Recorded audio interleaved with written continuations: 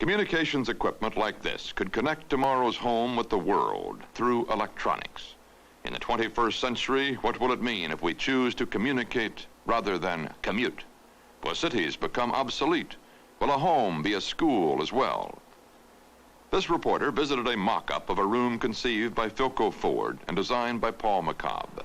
News and information from anywhere could be received over the equipment here, and outgoing messages could be beamed to any spot on the globe.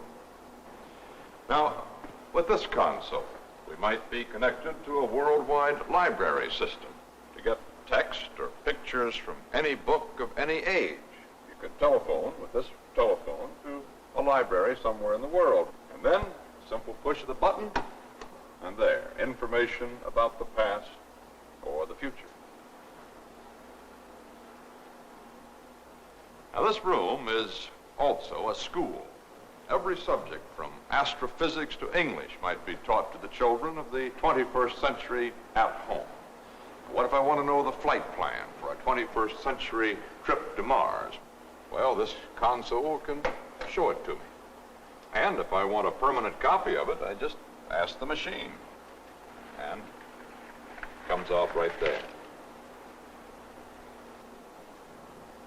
Lessons and homework in this Communications Learning Center are done here.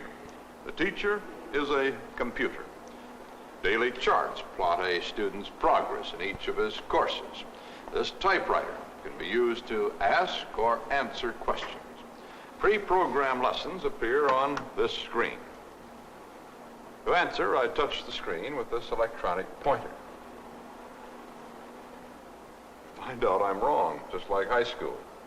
So I try again. This time I'll select C here. And I find out I'm right, and an explanation of what a fuel cell is. Without leaving a communications learning center like this, you could get an education, get the news, be entertained. And all this equipment is possible today.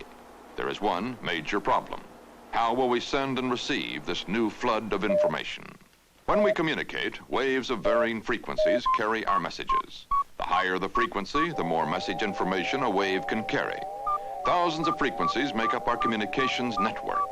By the 21st century, this network could become overloaded. One answer, compress the transmission. One way to do this with telephone calls is to reduce the signal to its essentials. First, unnecessary portions of the transmission are removed. Next, the signals are squeezed to take up less space on the telephone line. Now, 7 times as many messages can be sent at once. A squeezed message sounds like this. At the other end, the message is unsqueezed, and the sound becomes understandable again. I'll be phoning you again in a few days. Look, Wilson, I'll be phoning you again in a few days. Another answer is even higher frequencies that carry progressively more information. This brings us into the frequencies at which light is transmitted. Normal light is a jumble of high-frequency waves. It is not intense enough to carry communications very far. A new light, the laser, consists of orderly, coherent waves that travel in an intense beam. Because of light's high frequency, 250 million telephone calls could theoretically be carried by one laser beam.